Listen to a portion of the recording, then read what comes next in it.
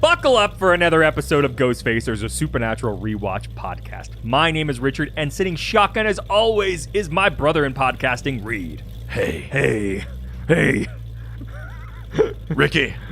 Ricky? I don't like that. No, don't ever call me that. I don't like that at all. Dickie? Nope, worse. Somehow worse. I right. didn't realize you could do that, but you made it worse. This episode is amazing. What a better episode to have in 2020 than an episode all about human misery and how terrible people are. Yeah, I mean, this is a great episode, but like in terms of how you'll feel about people, it's the 2020 of episodes. Yeah, 100%. Yeah. In people, not in quality. Great episode. Wonderful. A brilliant depiction of how bad people are. Yeah. Yeah. 100%. Yeah. It reflects all the worst parts of people that you already felt. It's very, very scary. It's gonna make parking lots feel unsafe. You're gonna hate the idea of hunting. And you got to watch out for like a sort of squeaky, screeching howl at night. Yeah, and vans, stay away from those. Stay away from vans, always. Let's get into it.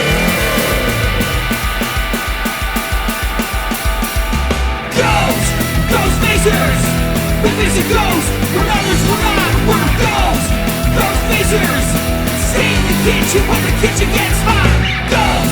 Ghostfacers! We visit nightmare, we visit dread! Ghostfacers! We visit faceless, we visit dead! Welcome to Ghostfacers. Today we're discussing episode number 15, The Benders. Yeah. Hardly knowers. Yeah, the sassy robot from the future. You know it, baby! This episode aired February 14th.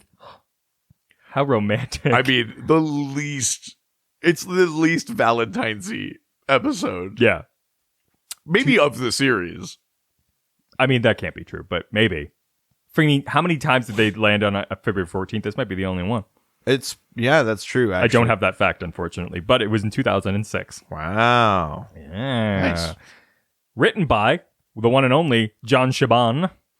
Directed by Peter Ellis. Viewed by an estimated 3.96 million viewers. So low. I mean, we already jumped the shark. The highest they ever got was Route 666? Yeah, weirdest thing to be the highest. Very strange. I never in a million years would have guessed that. Technically, the viewer numbers haven't come out for the finale, so that potential. I mean, there's I can't no imagine way it. though. I mean, like, even they're all coming back from Route 66 to see the finale. The supernatural like fandom is very passionate. Yeah, but must be smaller than that, or else the whole time would have been in the fives, yeah, right? Like, there's no way a bunch of people were like, "Oh, I didn't watch the previous 15 seasons, but I'll watch the finale." Like, yeah, it'll make sense.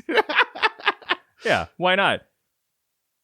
International titles. Okay, yeah. You love this, I know you do. Yeah.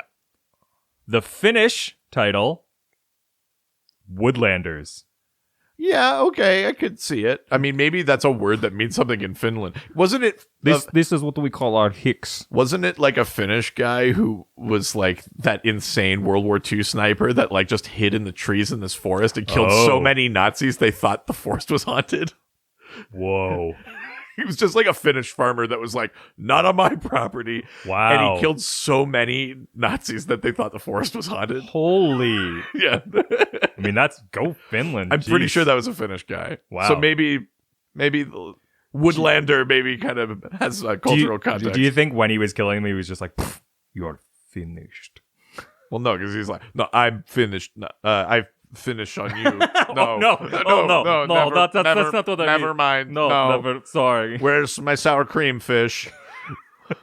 I don't know anything about Finland. You just like to put cream and fish together. It's also an Italian dish. Very delicious. Bacala. Right. So good. Like, have you ever been to Helsinki? I don't know what the accent is either. I know, you were really losing it now. I think I nailed it the first time. Okay, what are some other titles? The Brazilian and Italian ones. The Bender family. Coming to you on Fox. Yeah, I mean, it definitely sounds cheerier than what the episode ends up being. Yeah, maybe slightly like emotionally misleading. Yeah. The French. Telekinesis. Because what is a greater opposite of a dream than telekinesis? Exactly. The Hunters. Sure. Sure. Yep. Yep. The German Okay. manhunters. Yep. I mean, and that's typical German, a little bit more on the nose. And of course, the Hungarian. Oh, come on, Hungary. Don't let me down. Killer hunting. Holy shit. Yes. Yes. I fucking love Hungary. They tend to have the best ones. Wouldn't it be funny if the Hungarian title was just like Tuesday? They're like, oh yeah, this shit happens all the time. The title for this one is The Good Guys Losing This One. Yeah. Regular day. Yeah. A day in the life. Yeah. I don't understand. I really have no idea. And I've hung out with Hungarian people. I have no idea. I don't how know to what do that it. accent is. No, either. no. I lived with an Hungarian person for a while. I have no idea how to replicate that. I mean, I'm sorry to all the people that listen to this show for our impeccable accent work, but why are you apologizing for incredible work we're doing? Oh, sorry. Yeah. Yeah. Yeah, cut that out. You're welcome. Make it sound like I was confident. You're welcome for all of our accents, which are not at all racist because they're all white people. It's fine. Yeah, that's true. Yeah, so we're fine. Fun fact, can't be racist against Finland. No, it's literally impossible.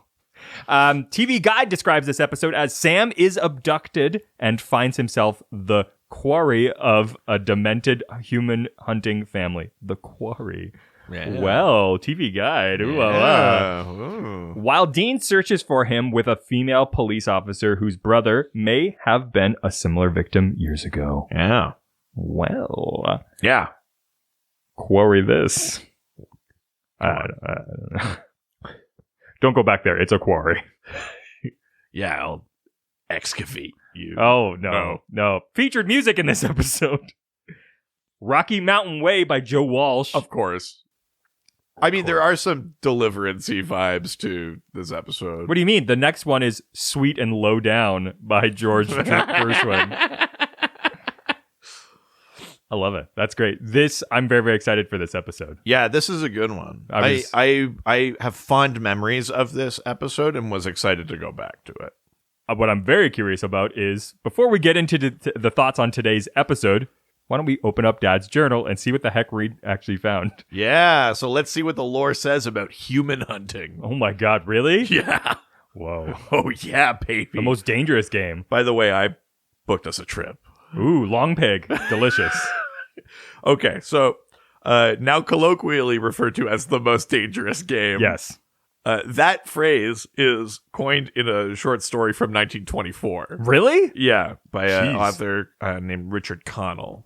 Ooh. And now we just say most dangerous game, and it's just like the short form for like, yeah, I'm going to go hunt a person. Yeah. As you know, you say on the regular day. As you do. Yeah. So there are many historical instances of human hunting. Oh, really? I thought humans in general, especially in the past, were great with other people. Yeah, I mean, listen, we always have had perfect societies that never needed improvement. But despite that, somehow there's a history of human hunting. So it's either been an exercise of like class oppression, like hunting the poor.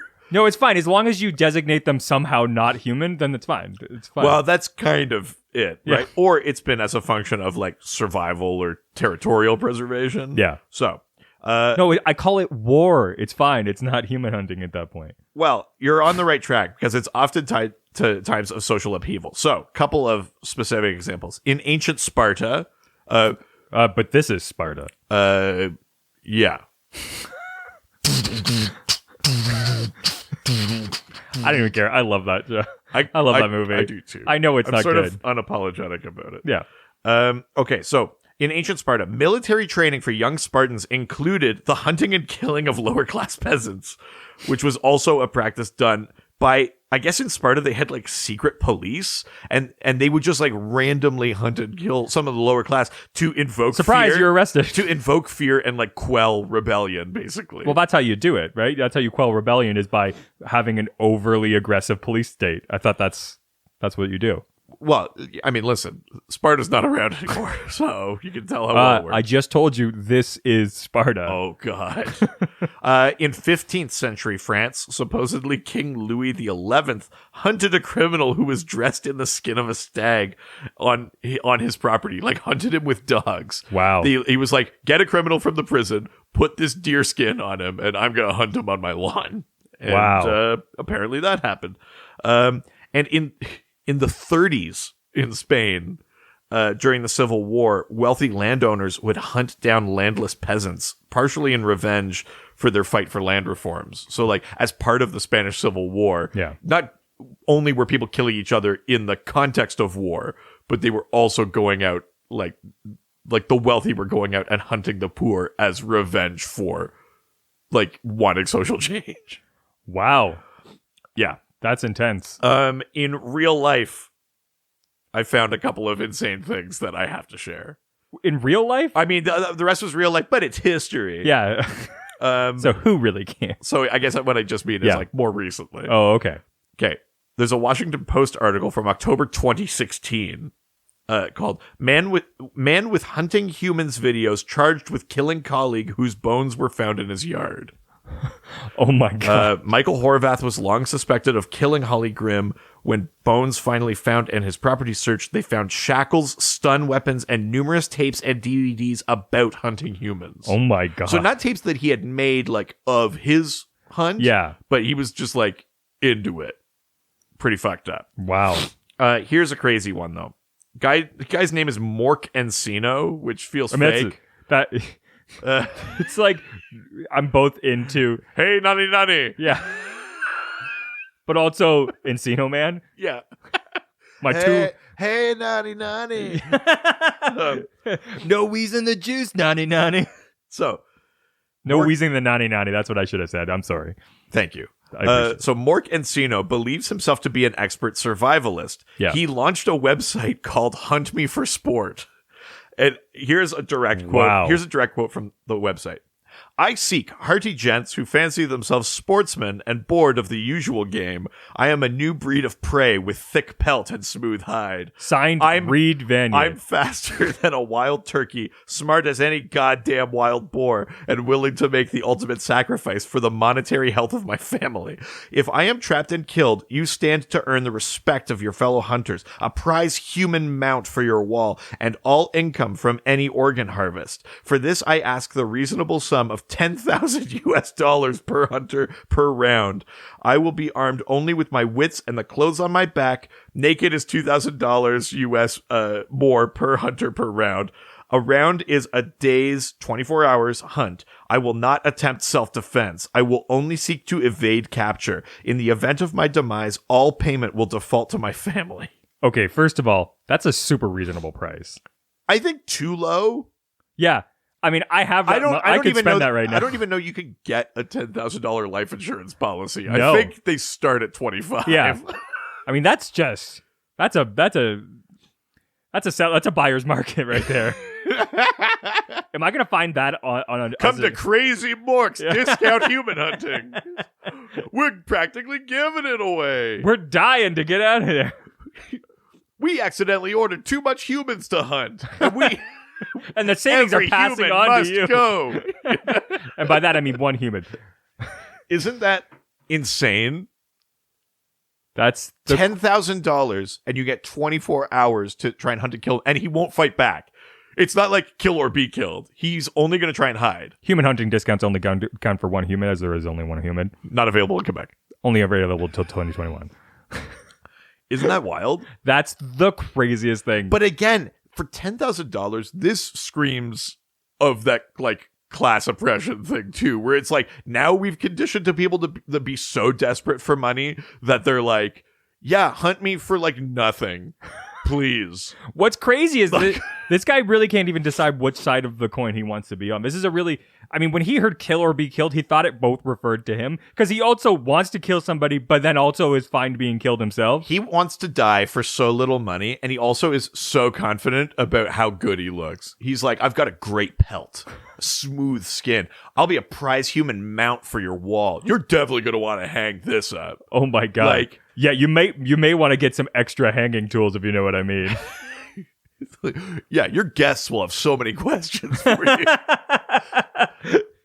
I'll feel great against you next to the fire. So this is a real thing. And I mean, in this case, the quote unquote prey is voluntary. Yeah. Kind of like that. There was that guy who was like, if you like, I'm looking for someone to volunteer to like lose a little bit of leg meat so I can taste what human tastes Oh, like. yes, You remember yes, that in yes, Germany I or do, whatever? yeah. And they were like, that's not legal. And he's like, but he consented. Yeah, it's fine. I'm okay with this, so then it's fine. It's like, you can't just consent to anything. That's What? Oh, no. but yeah, so that's what I learned about human hunting. It's very much a real thing. It's very much a thing out there. And in some cases, there are people that want to be hunted. I mean, look, sometimes you need to make an extra. Look, I really want a new car. I mean, $10,000 doesn't even get you a car. You're still making payments. It's just like a good deposit. Like, it's not. $10,000 is nothing. The amount of times that I guess maybe he set the price there because his hope is that he truly is this good of a survivalist and enough people will sign up and he will survive them all. That he would get five So to that means five that to he's- 10 times that, right? That means You know? that he feels so confident in his evading that he's like, ability? I'll set it low so more people will go for it, but I will. Oh no, wait. No. Hang on. Oh yeah, no. They have to pay the 10 grand. Yeah, up no front. matter what. But if he is captured, they have to pay the 10 grand to his family. Yes. Also, no way to enforce that. No. Yeah. You sure you're gonna take care of my folks? Oh, yeah, buddy. Don't worry about it. So insane. Because the type of person who wants to hunt another human being is also the kind that you can really respect. They're and known trust. for their compassion. Yeah. So that is Dad's journal, I guess, right? Yeah, you're welcome. I mean, is it slightly more positive than this isn't real? I'm not sure. Yeah, I mean, I guess technically it's more interesting, but it's definitely scary. But that's also true of this episode. It's Yeah. like, it's in a way, it's more interesting than ghosts and stuff, but it's also so much scarier. Much like this episode. Yeah. Yeah. Yeah. Perfect. All right. Well, why don't we get into today's Let's episode? do it. Oh, fuck yeah, 22 years ago. What they witnessed. Their mother. I mean, it's funny to say their mother mysteriously died. It's true that it's a mystery, but like mysteriously died, it's like, we don't know what happened, but it's like, We know. We know, like, oh yeah, she was like bleeding from her gut and on the ceiling and then the whole house caught fire. And Exactly. What's interesting is this is the first episode which doesn't feature a teaser at the beginning of the episode. Instead, it just goes directly to the 22 years ago recap and then goes straight into the titles. oh, right. There's no like cold open of something. No. Right. Hibbing, Minnesota. All right, Yeah, all the other episodes have a short sort of intro. So this episode takes place in Hibbing, Minnesota, which is the hometown of Sheriff Donna Hanscom. However, Donna doesn't get introduced until halfway through the 9th season. No way. Yeah. Oh, hot damn. And they actually refer to, they actually go back to Hibbing in that episode. That's how they meet Donna. oh, son of a Maybe bitch. she wasn't working there yet. Who knows? That's funny. Oh, man. So we're in Hibbing, Minnesota. There's a young kid sort of looking outside of a window, watching something happening outside of his apartment. You see a guy sort of wandering around a parking lot, heading towards a garbage bin that he's throwing trash into. On the way back, he hears something strange and kneels down under a car to sort of see what's going on. Yeah. I mean, this guy's a snack too, a bit. Yeah, he's got some snack potential, which I think is also what the human hunters see in him. I mean, Yeah, so this guy is like, oh, it's dark and creepy out and I hear a noise. Why not just completely prostrate myself on the ground here? And think I'm not in shape enough to be able to do that. yeah, and you see him like get dragged under the car in that.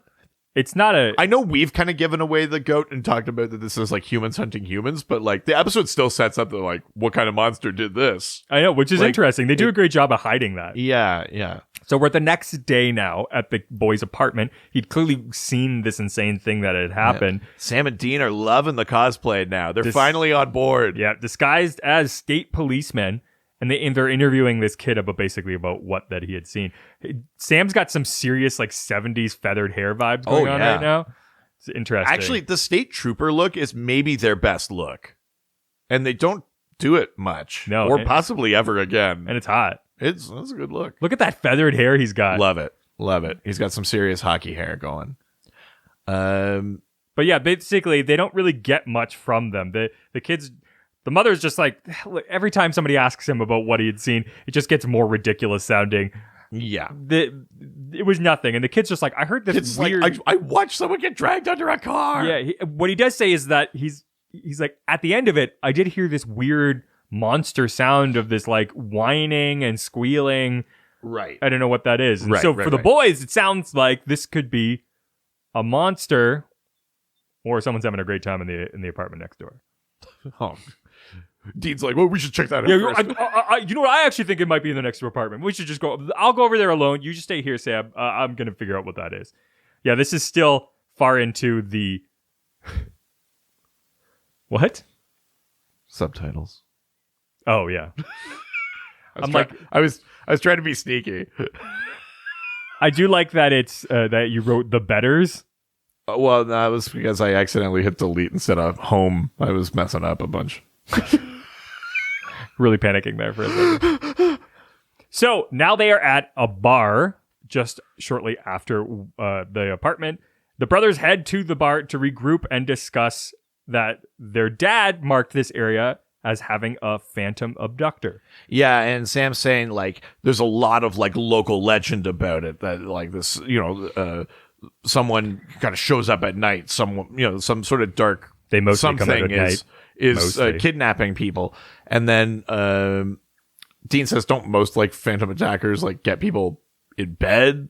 And Sam's like, I mean, maybe. I don't know. But, like... At the end of the day, this county has a higher than average disappearance rate, which is alone enough for them to figure something is going on. Anytime that a lot of crimes are happening in a relatively small place is like, that, in general, that should be hunter alarms for them, right? And then especially if there's like consistency to it, which they don't really talk about in this one, but often they'll go like every blank amount of time, because there's usually patterns with a lot of the monster sort of abductions. Sam's like, I gotta go to bed. Dean calls him a grandma and then goes like, I'll meet you outside. I gotta go take a leak. So Sam goes outside by himself. Which I think it's the first time he ever says, I gotta take a leak. It's not a thing that they usually refer to there. I don't like it coming out of his mouth, I'll be honest. Yeah, he usually says, I have to go tinkle. Ooh, oopsie, I made an oopsie. Oh, Dean made a boom boom. Yeah, I've got that saved on my phone. So when Sam goes outside, he hears a strange noise and looks around. They do a good trick because you're like, well, you just saw this in the in the intro, the cold open. He looks underneath. He's gonna get taken. Oh, it's just the kitty cat. Little kitten. A little kitty cat. A little kitten's under the car. And Sam's like, oh, that's funny. Nothing to worry about here. I'm safe now. That's what he said. He goes, wonderful. I'm safe now. I mean, the sort of wild thing is you really should feel safe. Even at night in this parking lot, it's a bar parking lot. We just saw other people show up. Yeah. Like, it's not populated, right? But we keep getting these camera angles, like looking at Sam from under the car and stuff really like beautifully lit. I love this. Love scene. like the atmospheric, like fog kind of thing. Not Really, sure where really the fog's coming from, but I love it. I love it. It's great. But when he gets in his car, something approaches him from underneath. When Sam goes out a minute or so later, there's no sign of Sam. Dean comes out, and it's just Dad's journal on the car. No sign of Sam. This is an important journal. I don't know why he's doing that. Yeah, why, Sam? Why would you just leave this here? God, so irresponsible. Ugh. And Dean, who moments earlier was like, I don't think this is our kind of case, is now like, hey, something spooky's going on. Something spooky's going on. He's like asking people coming out of the bar, like, where's Sam? Where's my brother? And he's like, damn it, now I've got to... Oh, we got a good Sammy there. Sammy! Or I guess it's still season 1. Sammy! Yeah. Sammy! Yeah, but have you watched that? There's a video online if you ever have time. There's a YouTube video of Dean saying all the times he says Sam and Sammy. The whole series? The whole series. Oh, God. And it's just Sammy.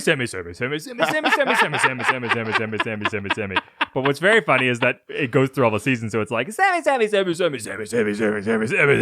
is funny, actually. Yeah. It's really, really good. So the next day, now, right before they sort of flash to the next day, Dean sees there was a video camera outside, but otherwise has no clue like a what's security going on. kind of thing. Yeah, so at least he's got something to go off. So he heads to the police station the next day.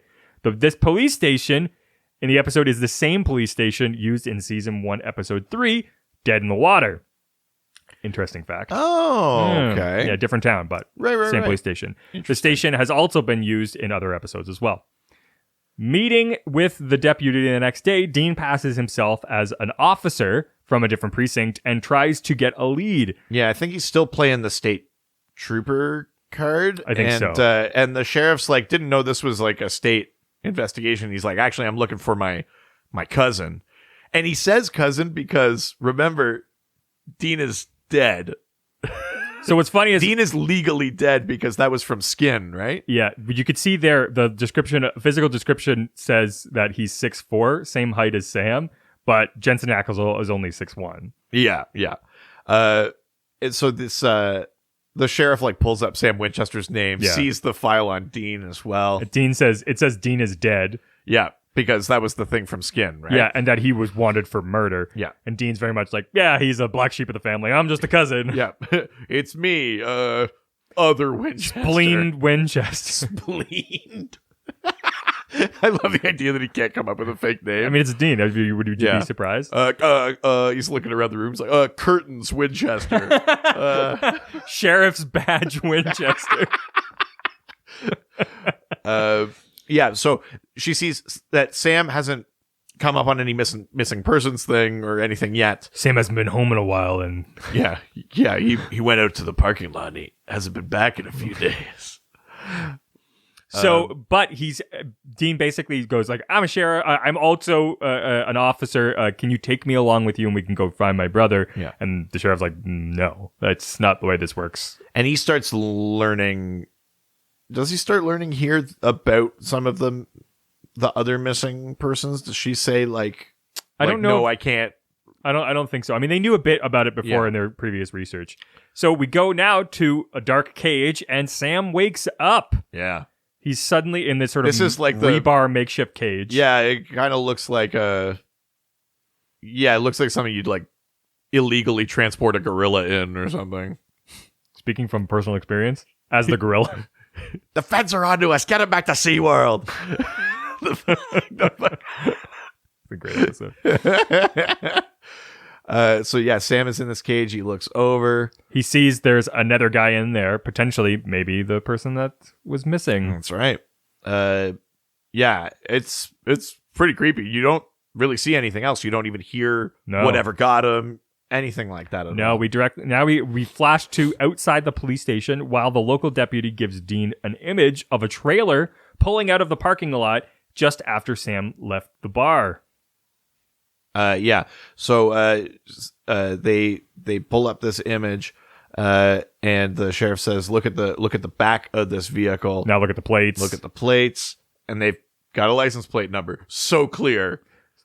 Everything else is blurred out. Enhance." Zoom and enhance. Yeah. I do love the TV magic of that. But then they hear an old truck passing by that gives off an odd noise that matches what the boy Evan described. Yeah. So we're starting to put the pieces together. Like maybe it wasn't a monster. Maybe it was this car. Maybe it's connected to these missing persons things. Yeah, exactly. And we go back to the barn where Sam is now inside. He's just doing some workouts inside of the cage. Oh, I mean, just doing some pull-ups. Yeah. I mean, it's no Dean, but it'll do. I would take captive Sam. Wow. Sorry. Sam finds a prisoner in the next cell, the missing man, Alvin Jenkins. They're in a barn, and two hooded figures come in and give them food. Yeah. I do like he says, "Where are we?" And he's like, "The country, I think. It smells like the country," which I can only assume means... Like shit? I don't know. Like either manure or just human like farm shit. equipment or something. Yeah. It smells like rotting flesh of humans and human shit. It smells like the farm. Because I doubt that in the barn he's like, "That's the fresh open air of the country." No. Like it's got to be something gross, and he's like, "That's what the country smells like." It smells like human despair and feces. The country. Yeah, Sam's like, "What grabbed us? What do they look like?" Because I think Sam is like, "This must be a monster." Yeah, blah, blah, blah, he keeps waiting for like, "Ooh, do you hear any? Do you smell sulfur?" Yeah, cold spots. Yeah, like, we're in a fucking barn. Yeah, so these hooded figures come in. It's definitely got kind of culty sort of vibes to it. These cages are not 100% low tech though. Like, first of all, these are very well built steel cages, but then also there's this sort of electronic locking mechanism that controls them. It's not just like a latch or something they could pick or figure out. It's like attached to this like box electrical with panel, a key and stuff like that. But now at least Sam has seen how the cages work. Exactly. But what he is also noticing is something's a little bit off. Sam suspects something is up, but Jenkins ignores him. And after he leaves the cell, the door swings shut again by a locked remote. Yeah.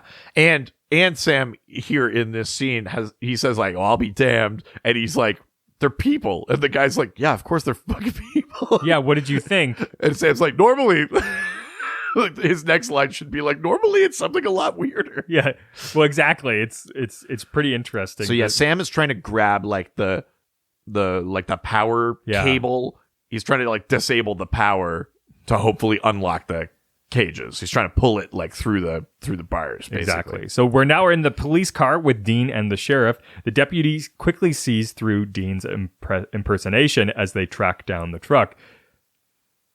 Yeah. So they're driving. They say, "We didn't see the truck in the next set of traffic cams, so they must have turned off somewhere here."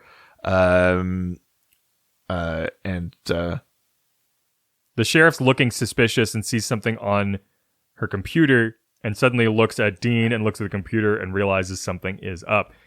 Oh, yeah, Dean said that his name is Gregory. I mean, it would have been better if he said Curtins Winchester. Yeah. Yeah, so she, the sheriff is like, "You're not a..." Like, I reached out to the other precinct that you say you're from, and you're not that person. They say your badge was stolen. And here's a picture of you. Here's a picture of you. And it's a black man. Yeah, like an older, more heavyset black guy. Yeah. Dean says, "I lost some weight and I got the Michael Jackson skin disease," which is like not a great that's thing. That's a 15 years ago joke. That's kind of like for a lot of reasons. Yeah, there's so many reasons why that's not a good joke. Yeah, not a great thing to do. But still somehow very much in character for Dean, I think. But Dean goes, "Look, regardless, okay, I did this because I'm responsible for taking care of this family member of mine. He's my cousin. I basically pulled him from a fire," which is like, no, you did, but Dean he's doing this thing that the boys end up doing in a lot of episodes, which is like, we got caught. We have to be truthful now to win the trust back, but we only so truthful. Exactly. So everything Dean's saying is true about needing to take care of Sam, but pulling him from the fire. What he's leaving out is like, "I'm Dean Winchester. We hunt ghosts." Yeah. They're really trying to avoid everything, which is funny because I think later on they sort of start pulling away that blanket a bit and just go like, ghosts are real. This sheriff is like, I got to take you in. You're impersonating an officer. That's but also not good. Your but story's affecting me a bit, and also like she's also needs help. She looks at like the picture of like, is it her brother? It comes out slightly later, but she like looks at the picture in the car and she's kind of like, damn it. Exactly. Yeah. So now we go back to the barn. Meanwhile, Sam has ripped free the electrical cable and Jenkins' cell door opens. Sam suspects something is up, but Jenkins ignores him. Jenkins calls him Sammy, and he's like, "Don't call me Sammy. I know. You're not my brother." Yeah. So he manages to make a short, but it only affects the one cage, which is bad for Sam, but really good for Sam, because Jenkins is not really listening. Sam's like, "You should stay in the cage. We don't know what the situation is. Yeah, we got to be kind of tactical about this. You know, they're managing to kidnap like full-grown men that can take care of themselves. You know, we gotta be careful here." It's kind of crazy that this is actually a trap. That this, like, they prepared for this and actually set it up so that somebody would do this. Yeah, I mean, I think that's maybe the scariest part is there's some serious, like, Saw vibes here. Because, as soon as Jenkins leaves, the door closes, the lock reactivates. Like, it wasn't a real short. Yeah. It was like, I don't think it's that they prepare for this. I think this is, like, how they do the hunt. Yeah. Because they want the person to think they're getting away and stuff like that. Because we see Jenkins outside and that, and he's it's rainy and muddy. It's He finds a knife. Like, all of this is clearly, like, set up, right? Yeah. Like, there's a lot of pieces to this. Like, it's like deranged cosplaying, basically, right? But they're Exactly. like, we want this to be authentic. We want him to feel like he's escaping. We want that fear in his eyes. And yeah, Jenkins gets out there and he hears someone laughing. He's got the knife. He's and, running away, and suddenly he's going to get ambushed by a guy. Yeah. And, like, a big guy. He gets, like, hit with, like, a stick. A stick with, like, nails on the end of it or some shit like that. Yeah, they're also trying to hunt more authentically. Yeah, like, they're not just, like, using gonna shoot. guns. They're not going to yeah. shoot him. That would be too easy, I guess. Yeah, they want to actually use, like, primal weapons. They want this to feel primal. Yeah, like, it's pretty... I mean, it's fucked up in general to hunt a person, but it's even more fucked up that they're like, no, I need to, like, feel the light leave his eyes. So, like, Jenkins gets, like, stabbed through the knee with, like, a fucking blade on a stick. He's trying to, like, fight from the ground like Batman. Like,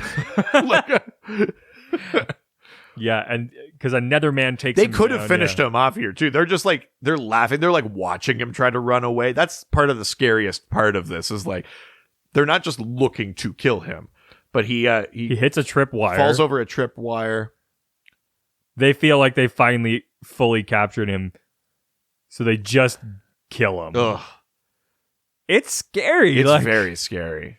It's this first season, man.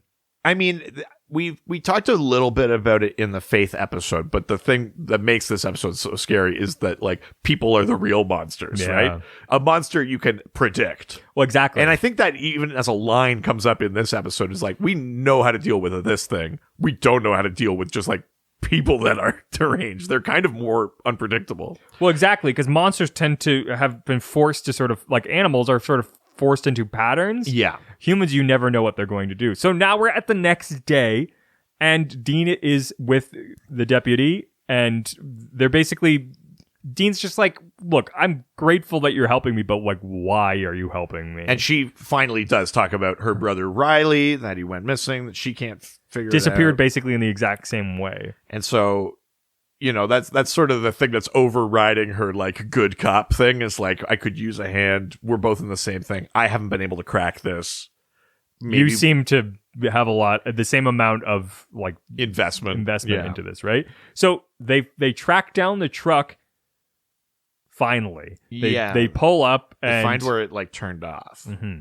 What's funny is that they're both the sheriff and Dean are in a position where they're like, ugh, this other person is not, like, trained for what I'm about to do. Yeah, because Dean is like, you're in over your death. Because, like, as far as Dean is concerned, these could still be monsters. Yeah, he thinks and the sheriff is like, you're a felon. No, just you're a not going civilian. there. They're both too. doing the, like, you're not going there with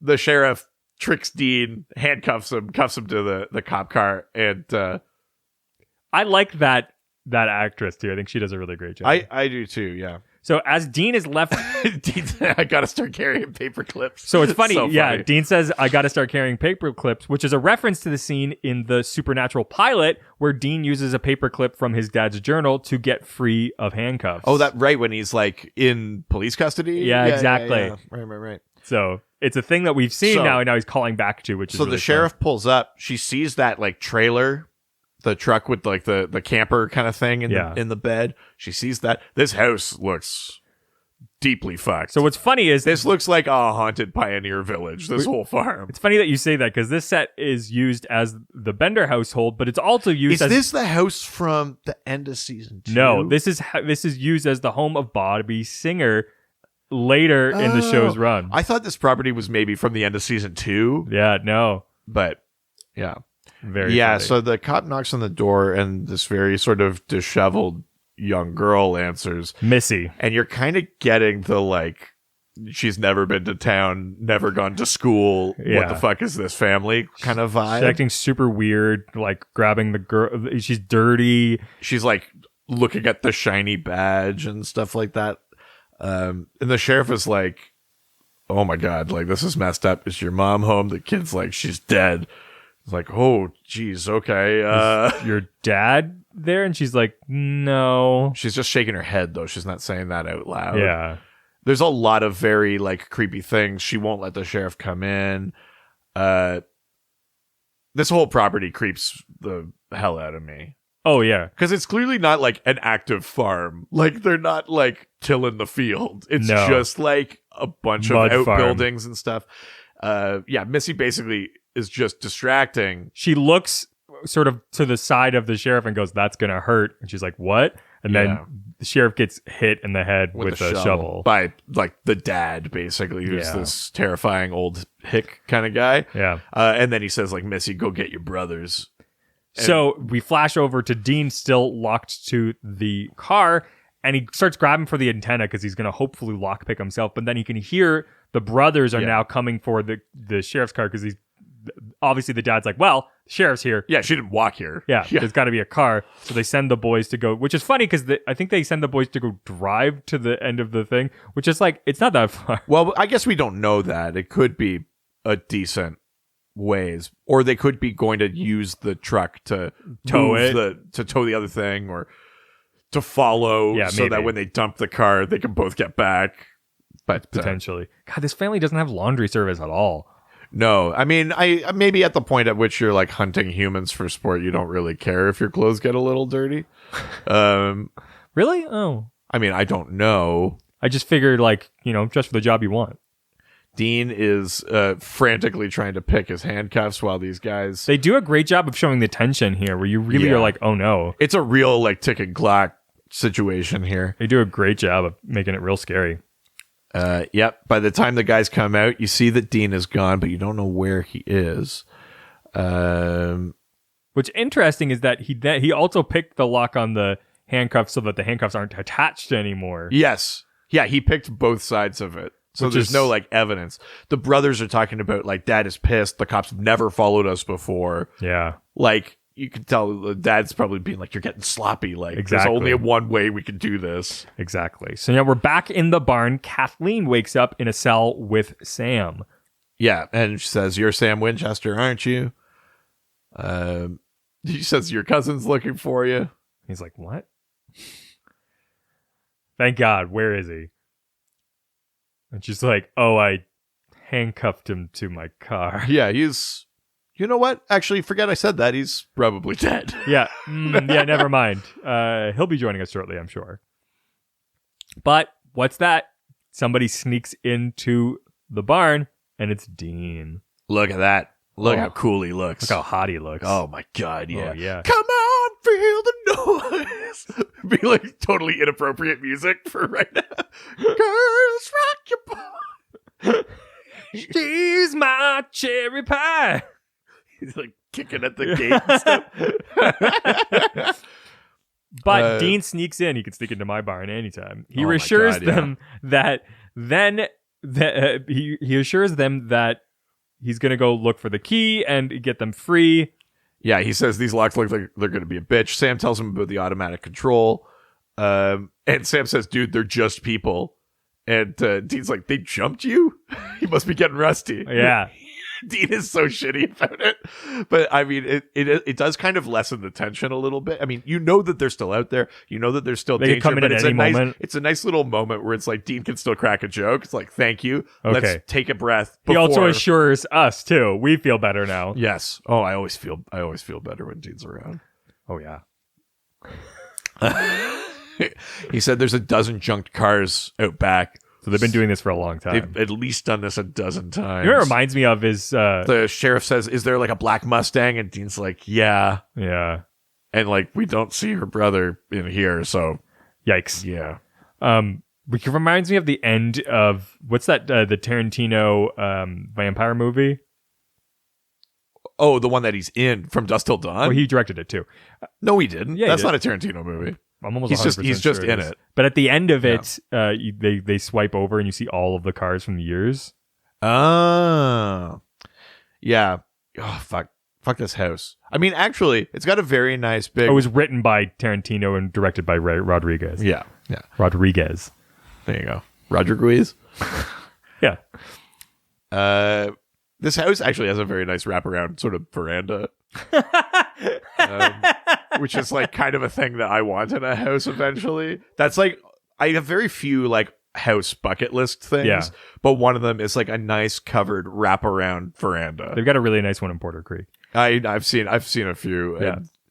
But it's because I grew up in Ontario and I liked just sitting outside during thunderstorms, but we don't get thunderstorms up here. So, we don't. you know. So Dean's now in the basement and he finds jars filled with the brothers' trophies as well as photographs of their victims. Yeah. With these, like as if they were like these fucking Trump boys here. Yes, 100%. The fact that we haven't seen a photo of the Trumps hunting humans is kind of outrageous. I mean, they do come up here to hunt sometimes. You never know. I suspect they couldn't hunt you, Connor. No. I think that would turn against them. Hell yeah. Yeah. Let's sign up for that. $10,000. I'd hunt a Trump for a lot less than that. Oh, I meant us.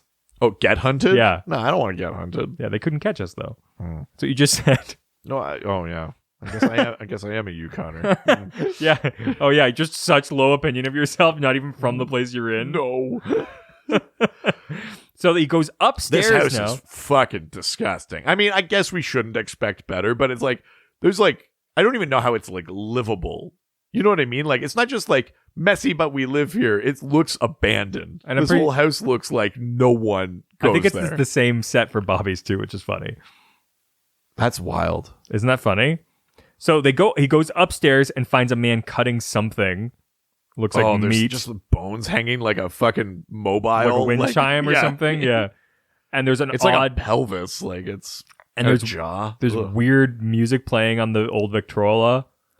They do such a good job of setting this up as the creepiest fucking thing. I mean, it's definitely got like a Texas Chainsaw Massacre vibe as well. Absolutely. Very creepy. Yeah, that fucking old. Ugh. And it's like like music from like the 30s. So scary. He stumbles across the girl, Missy. He's just like, hey, there's a young girl here. I know, they always fall for that. They're like, you must be a victim. There's no way you're complicit. It'd be really funny if they had like a modern fridge in here, though. Like a Samsung, like shiny fridge. Yeah, just something nice for the meat. Yeah, exactly. The one shiny thing The one in there. thing he just casually finds like a board with a nail in it. There's so many boards with nails in it in this house. I know. I'm like, God, like I get needing weapons, but like take care of your home. Yeah, I mean, it's not even messy or dirty or ill-maintained. It looks like they're squatting in their own house. Yeah.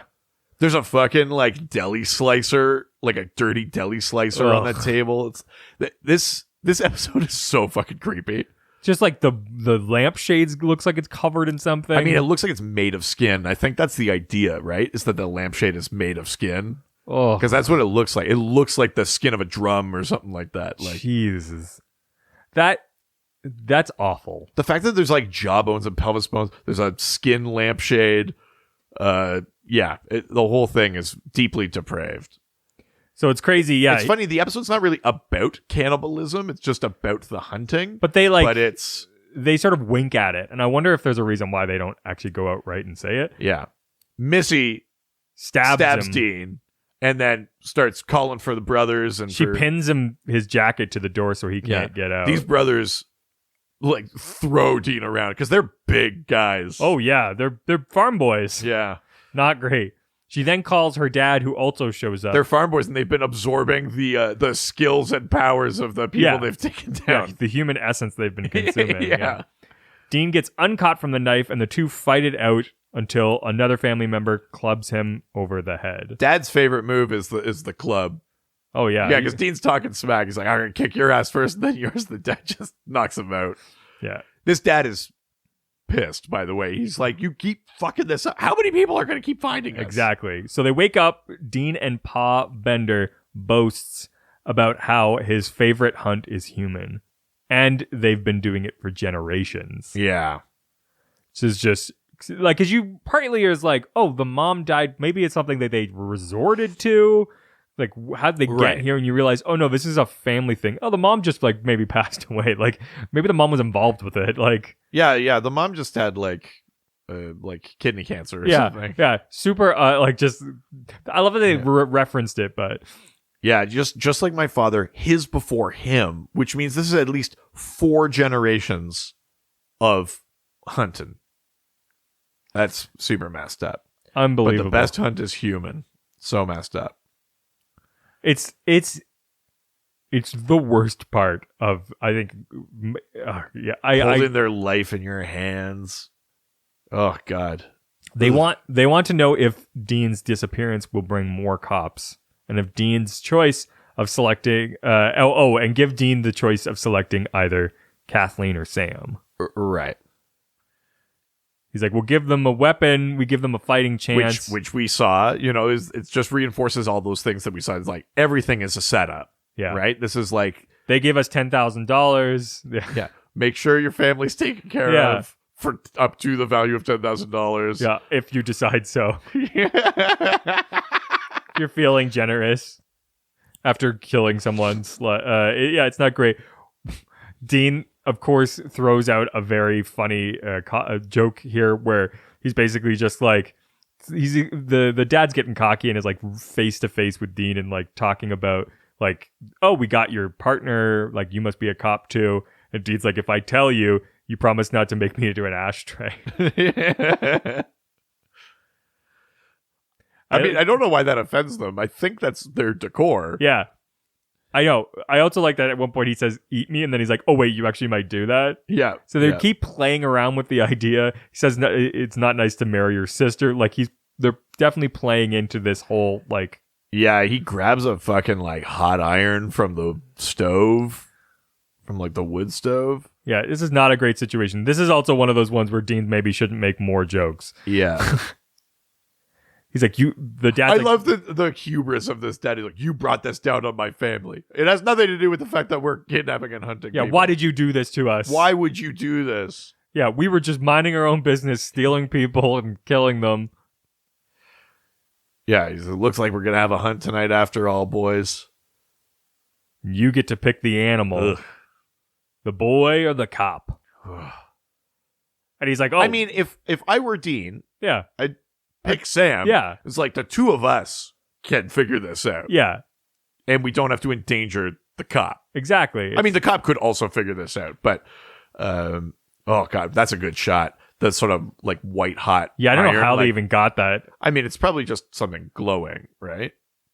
Maybe it's so realistic. I don't know if it's CGI. I don't think that's like safe to do. No. Yeah, if it was actually hot. But no, even just that close could burn your retina. It must be like a post thing. Yeah, I would think so. It looks great though. Yeah, it was a good shot, and it reflecting in Dean's exactly. eye. Really, really great shot. Yeah, they did a really, really good job with that. So Dean basically goes, all right, do my brother. And he goes, okay, awesome. We're just going to go kill him. Yeah. And he's like, but. No, he's like, you said you were going to give him a chance. The dad's like, no, too many cops. Kill the cop too. So it didn't even matter what he chose. Yeah. Which again, it's the unpredictability of evil humans. Yeah. It's not like a monster, right? Yeah. Where they're like playing into patterns or anything like that. So the brother goes and lets Sam out. But Sam has like the metal bracket from when he ripped the power cord down. So he throws it at the guy. So the gun shoots like a batarang. From him. Yeah. Oh, yeah. Yeah. And then he beats the shit out of his brother. This guy says like, oh, Jesus, Mary. And he goes, why did you say that name?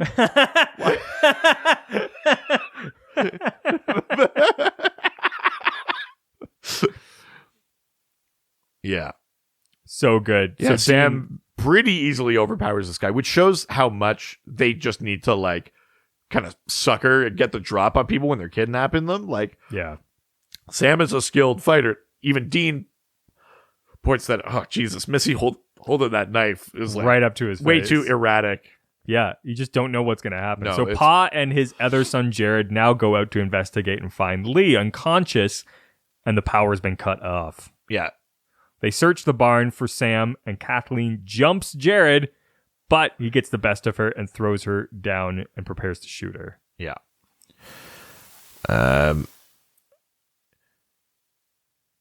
Yeah, I mean... Now Sam's stalking them, which is awesome. Yeah. I mean, there's sort of an element of, like, you see I like what this episode does to, like, destroy the myth of, like, a brave hunter. which is like, you're only brave because you know you're going to win. As soon as there's any actual danger for you, these guys are fucking cowards. They're like, turn the lights on. They're like, oh no, the power's out. Yeah. And he's like, they're not just like, Yeah, they're not just like looking around. They're being very cautious. It's like, oh, so you're not the big tough hunter, the most dangerous game, you know, like. Yeah, it's like as soon as the prey knows that you're hunting them, suddenly you're not so powerful anymore. Exactly. I do kind of love that. I mean, there are a lot of legitimate hunting practices out there. I'm not like anti-hunting. Yeah. But I'm anti like the trophy hunting thing, which is clearly what these guys are, right? Oh yeah, they hunted a cougar once, he said. Like it's and I mean you see it in those Polaroids and that, like it's clearly riffing on that sort of bullshit. Exactly. You know? I love that. But yeah, so the sheriff leaps from the sky. I like this sheriff. She's cool. I like her a lot. I wonder if she kind of looks the way that Jody eventually will look. So it's a very similar type. So they're like, we want her, but something like that. Maybe they even wanted her again, but they just couldn't get this actress because she was working on something else. Yeah, Sam runs in. The guy turns around to shoot him, and Sam drops, and the guy shoots his own dad. And then Sam beats the shit out of him with his gun. So well done. Really good. Not intricate fights in this episode, but really like brutal, effective. Like I like the type of fight choreo in this episode. So they put the incapacitated people in their cages. They lock it up. And now the sheriff's got a gun to paw Bender. Yeah. And she's like, I got this one. And Sam's like, you're just going to kill this guy. He's like, are you going to execute him? And she's like, just go. And he's like, I know you're the cop in this situation. Whatever. Okay. I know that like Sam's, I mean, in general, the boys kind of rule is like, we kill monsters. Yeah. But people can kill people. Yeah. But you know, even how evil this whole thing is and what Sam knows about it and all this stuff. He's still kind of like, you shouldn't just like execute this guy on the floor of his barn. Yeah, we're still like, which justice is like he's like aspirationally good. Yeah. Because I don't know that I would do that. Oh, I don't think any... And the sheriff doesn't either. Yeah, because he laughs about killing her brother, and so she just shoots him and walks out. Yeah. Which, you know, I mean, that's a thing she now has to grapple with. She's a 100%. cop, and she's gone fully rogue. Exactly. You know, she meets up with Dean and Sam, who have locked up the girl and claims she shot Pa trying to escape. Yeah. So then Kathleen tells the brothers... I mean, Dean and Sam both know that's not what happened. I mean, especially Sam, because he was wounded and lying on the ground. He definitely wasn't trying to escape. Yeah, exactly. Like, sure. Yeah. Kathleen, God, even like forensically, she's like, yeah, he tried to escape. He's like, this gunshot is like from like 3 feet away and in his face. And like pointing down. Yeah. Pointing down, like, are you sure? Kathleen tells the brothers to hit the road before the cops arrive, and they go strolling down the road arguing. Yeah. It's interesting because this is sort of there's only been a few times now that the cops have sort of like figured out what they're doing. I think this may be the second time. I mean, I don't think she has figured out what they do. But very much like sort of figures out that these guys are good even though they are part of bad things. Yeah. You know, and that's part of that moment that, you know, she and Dean share in the car where he's like, yeah, fine, I'm not a sheriff, but like... Yeah, it's interesting. They don't at all have any supernatural conversation in this entire episode. And they don't have to, other than those quick things where like Sam says like, it's just people. Which everyone should clue in and be like, who else would it? Yeah. Like animals? Like, animals didn't set up this I guess cage. Jenkins kind of does. He's like, yeah, of course they are. Yeah. Yeah, of course. Bears didn't create these cages. But, I mean, such an insane and scary kind of setup. I mean, these guys are like, we wouldn't known what to do if it was just like salt and burn the bodies or whatever. It's like this, the fact that people are even capable of this, the fact that this happened for so long, you know, there's dozens of people gone because of this. And not just like killed, it was like hunted, made to feel fear, like their families never got closure, all this kind of insane shit. So as the brothers are walking away, one of the lines I love is Dean's like, "Don't ever do that again," and Sam's like, "What?" And he's like, "Go missing." Yeah, and then Sam. So Dean was shitty with Sam a bit. Like they jumped you, and then Sam was like, "Here, you got sidelined by a 13-year-old girl." So like they get a little sort of thing there, but we never see the cops actually show up. They just sort of walk down the road, and then that's the end of the episode. So, fun fact: Okay. The murderous Bender family is based on an actual family named Bender that killed visitors to their Kansas hotel in the 1800s. So fucked up. They have 11 known victims, including an 18-month-old child. Jesus Christ. However, due to a high number of people who went missing, they are thought to have killed more. Oh, Jesus. While no one really knows what happened to the family, Laura Ingalls Wilder wrote about the search in her memoir. She claimed that her father was a member of the posse that formed to find them. And that when he returned home, he appeared rather worse for the wear, suggesting that the family may have been found and killed. Holy shit. This is also the first episode in the entire series where the villains are all human. Yeah, I mean, Faith skirted with it because it was like a person controlling something supernatural, but this one is just people. Yeah. Just killers. Yeah. So fucked up. Unbelievable. Really, really insane. So why don't we get to our reviews? All right, let's do it. What do you feel about this episode? This is actually one of my favorite episodes of the whole series. I think it is for me as well. Which is interesting because it's nothing to do with supernatural stuff. It doesn't forward their storyline at all. It doesn't have anything to do with supernatural. Yeah, it's got nothing to do with the yellow-eyed demon. Got nothing to do with Dad or Mom or Sam's visions, especially right on the heels of last episode, which was all about that. Yeah. But what is interesting is it does fall into the concept, the other sort of part of the concept, which is parodying sort of, or being similar to like horror tropes, right? Right. Replicating horror tropes. I think this first season is really a great sort of piece on its own. If you just were like, I want to make a TV series that sort of replicates all of the horror tropes sort of thing, like Cabin in the Woods kind of. Yeah. This first season's perfectly encapsulates that. You can look at this series and go, wow, they did sort of that and that and that. They got all the little sort of like checkbox off.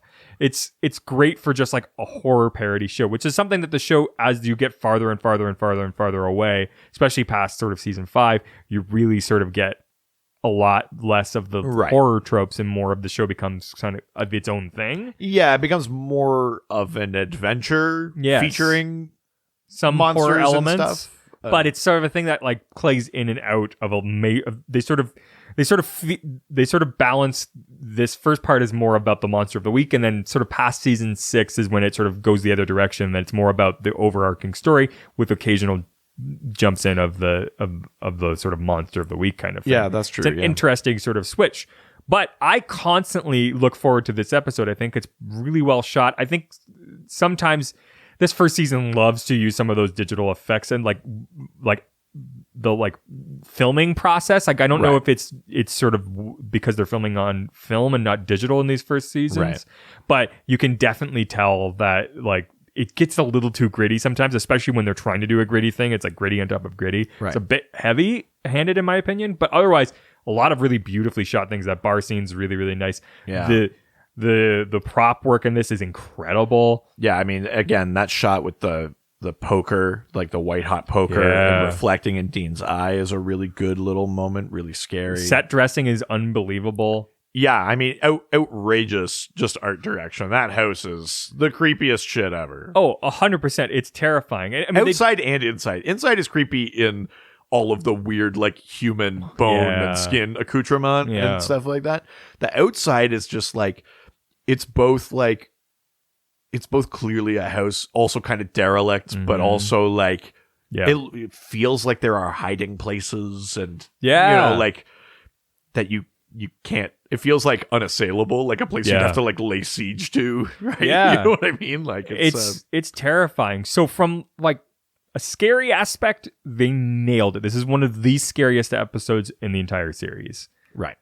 From sort of the continuity perspective. They're not really touching any sort of the overarching stuff, but the storytelling is really well done. They do a great job of doing the sort of humans are scary thing that you've seen in zombie movies, things that you've seen in like Texas Chainsaw Massacre, in like The Hills Have Eyes. They do that thing by telling it, but also kind of a different version of that story. Right. So they take a trope that's been done and sort of do it in a different way, which is really great. Yep. You could tell this is an Eric Kripke written episode because it's just so well written. Did he write this? I Yeah. thought it was written by someone else. I thought it was written by John Shaban. Oh, is it? Oh, maybe. Okay, well then the other person then, John Shaban, you're right. Yeah.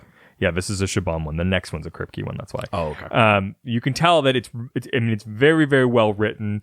There's not a ton of humor, but they do fit in a bit of like Dean personality stuff, which is great. Yeah, I mean, I think it's still a good character episode, but Yeah. no, not like a fun episode. But they still find Yeah. opportunities to bring it in. I think that all of the actors in it do a great job. The day players do such a good job in this. That sheriff is great. Sheriff's great. The family, everyone playing part of that family is doing really Which good work. It's really easy to overplay those characters as the like hick back road sort of Especially that human dad. hunting. He's great in this. The brothers the two hick brother guys kind of play a little over the top. Yeah, I mean, they're a little kind of Tweedledee, Tweedledummy. But you whatever. kind of need that. Like, it's a good balance between sort of like serious acting and silliness, which I think this show always try to straddles. Yeah. And I think that it's just such a well-balanced episode that is both scary, funny at the right times, well acted. It's just you could show this to anybody. And what's great is that you don't need to have any context. Yeah. It doesn't have anything to do with supernatural stuff. So it's just a good horror piece. Yeah, I mean, if anything, it's kind of a good episode to just drop someone in on, and maybe they just get a taste for like the action or like a little bit of like the Sam and Dean kind of stuff. I mean, in some ways, it's maybe a better way to drop people into the show than actual supernatural episodes. Yeah, which is interesting, but also it's placed in the middle of this season, which is nice.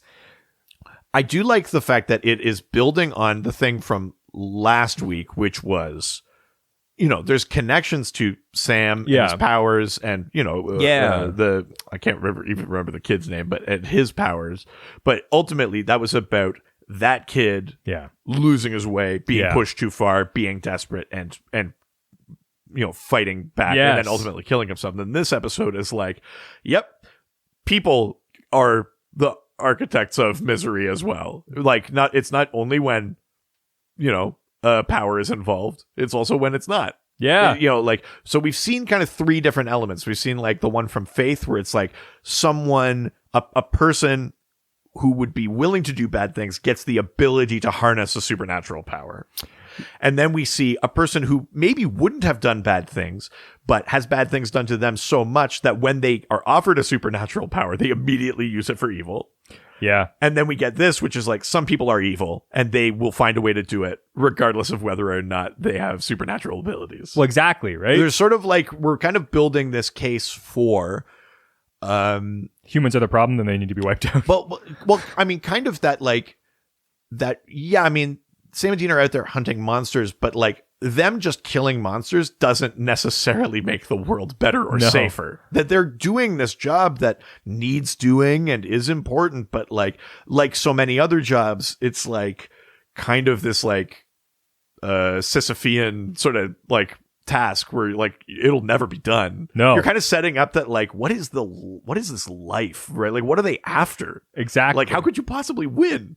Exactly. What's great too is that they've done such a good job throughout this whole series going, they got a new monster, they got a new monster, and you're going, wow, these guys are really well adept at dealing with all of these different problems. God, imagine if they had to deal with just a regular human. Like, they probably would just wipe the floor with them, right? Yeah. And it's like, no. I mean, they do eventually, and then you can show that when they actually get the opportunity and the upper hand, when they get the higher ground, they're able to fight back. But at the end of the day, it still doesn't matter, because if you're caught off guard, it doesn't matter how prepared you are. Totally.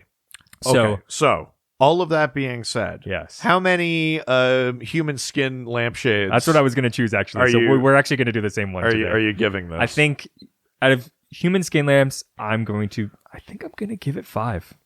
I think this is your first 5. I think it is. It is. It is. Very nice. Up to this point, I think this might... I mean, this is an episode that I carry with me the whole time. I was watching it last night, and my wife walked by and goes, "Oh, this is a good episode." Like, even... Great episode. I remember it being very, like, effective the first time around. I was pumped that we were getting to this episode. I was really looking forward to it. I agree with everything you said about it. And, I mean, it's just one of those... It's such a creepy premise. Yeah. You know, like everything about it is scary. Yeah. And it's cool to see the show also be like, it doesn't always have to be about a ghost. But also it's realistic. Like there's stories of that in real life. We went through them. Yeah. Like, Exactly. There is a Bender family. Like, yeah, totally. So, I mean, I don't really have a criticism of this episode at all. No. I'm gonna give it 5. Wow. This is my third 5 of the first season. Welcome to the platinum Skin Club. Oh God. I mean, that sounds like a very different thing. That's on our OnlyFans.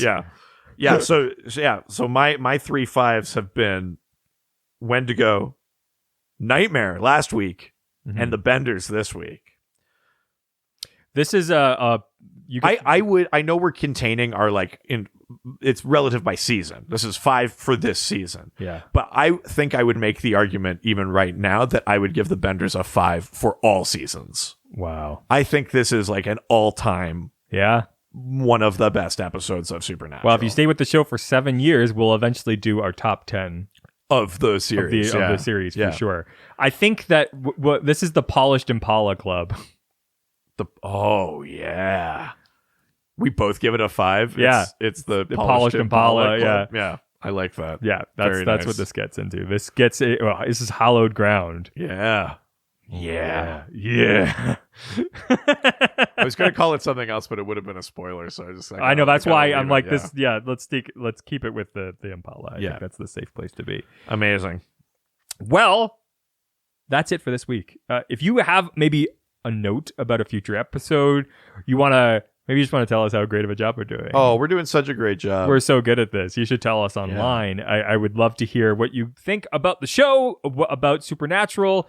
Maybe there's already some ships that you want to sail. Oh yeah. I mean, does anyone out there live in a part of the world that maybe has a local legend about a family that hunts and kills people? Or any just ghosts. I mean, if it's not too grim or personal. Here, let's do this. I am curious about that. In general, if you have any local ghost stories or lore or anything like that, please, we'll read it on a future episode. I would love to. I would totally make that a segment on this show. 100%. I am fascinated by local ghost stories and monster stories. I love that. Let's get some of your local ghost lore into our show. I would love that. You can reach out to us through our email. Oh my God. Oh, wow. The other show. Wow. Ghostfacers podcast at gmail.com. I forgot what show we were doing. Unbelievable. Sorry. Or through we're on all of the social media platforms except for the ones that are too young for us at Ghostfacers pod on Facebook, Twitter, and Instagram. Good job. Wow. I'm glad you got that one. This is going to come completely out of nowhere, but we have another podcast. There's another podcast. Oh my God. It's called Ghostface. No. It's called the Dr. DC podcast. It's about DC Comics. We take questions from listeners. We talk about superheroes and comic books. It's a ton of fun. You can check that out wherever you get your podcasts as well. And it's also on social media at Dr. DC podcast. At Ghostfacers. At Ghostfacers podcast, yeah. All right. Say goodbye, bitch. Jerk.